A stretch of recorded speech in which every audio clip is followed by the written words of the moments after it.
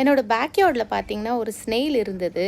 So இது உள்ளே இருக்கா எதனா இல்லையா பார்ப்போன்ட்டு எடுத்து பார்த்தேங்க. எனக்கு ஏதோ உள்ளே இருக்கிற மாதிரி தான் தெரியுது. சரி மேலே வெயிலில் வைப்போம், வெளியே வருதான்னு பார்க்கலான்னு பார்த்தா வரலைங்க. கொஞ்ச நேரம் கழித்து வந்து பார்த்தா கீழே இறங்கிட்டு இருந்தது.